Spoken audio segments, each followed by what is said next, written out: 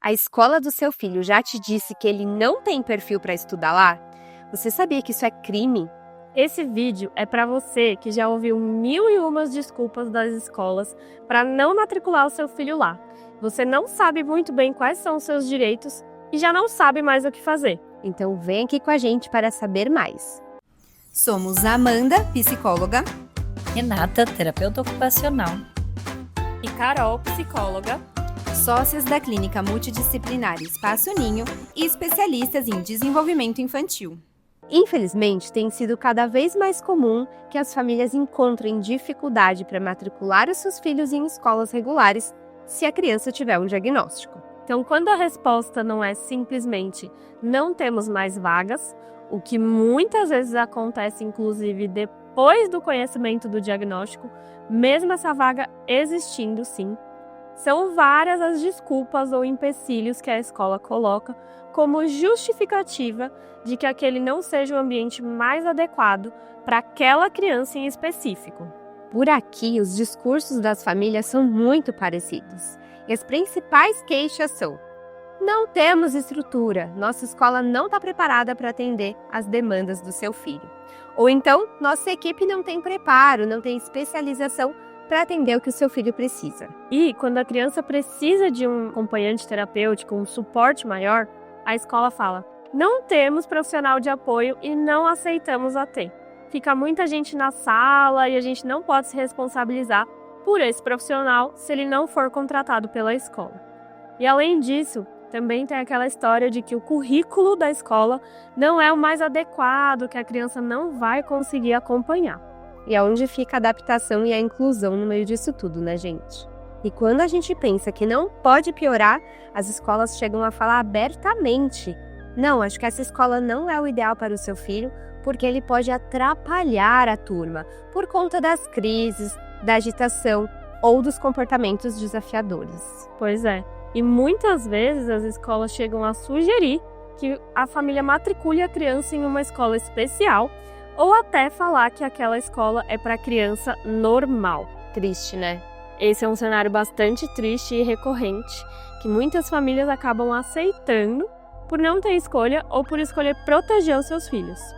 E muitos pais acabam aceitando essas desculpas, né, toda essa situação, por não saberem que isso tudo é ilegal.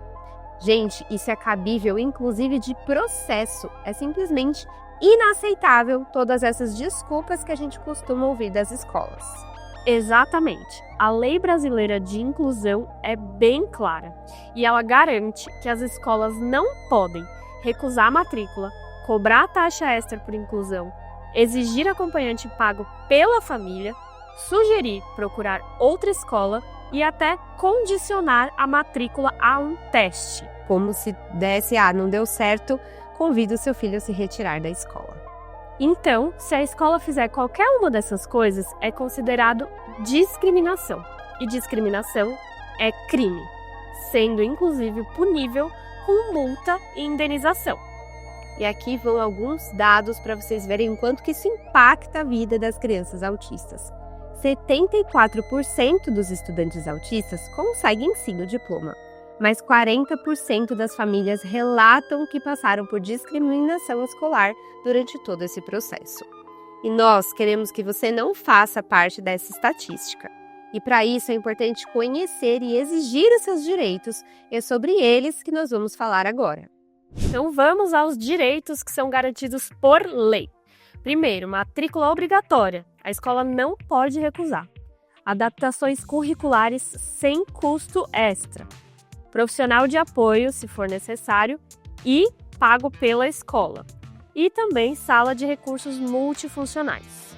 Também é garantido por lei a flexibilização de provas e de atividades. Ou seja, se a criança precisar fazer prova ou alguma atividade em outro contexto que não seja sala de aula, por N motivos, isso é importante que seja atendido, tá? Adaptação de materiais didáticos e, consequentemente, das avaliações. Não faz sentido se a gente colocou ali os materiais ao longo, né, do desenvolvimento da criança, um material adaptado, a avaliação dela também precisa ser adaptada. O tempo estendido nas tarefas, se for necessário, e também um plano de ensino individualizado. Exatamente. Então, agora que vocês já sabem quais são os seus direitos, é importante saber o que fazer se a escola se negar a cumpri-los e como vocês podem fazer para exigi-los, tá? Exijam por escrito o que foi acordado com a escola, o PEI e as estratégias que serão adotadas. Porque muitas vezes a gente faz reunião com a escola, parece que ficou ali acordado, subentendido, e depois na prática não é nada daquilo que acontece. Então deixa documentado e principalmente quais vão ser os objetivos com aquela criança e quais as estratégias. Uma coisa é eu entender que meu objetivo com o Pedrinho vai ser que ele aprenda a ler. Tá, mas como que ele vai aprender a ler? Então tenham tudo isso documentado por escrito. Exatamente. Então é importante ter tudo protocolado, até porque se você precisar de alguma prova no futuro, você vai ter, né?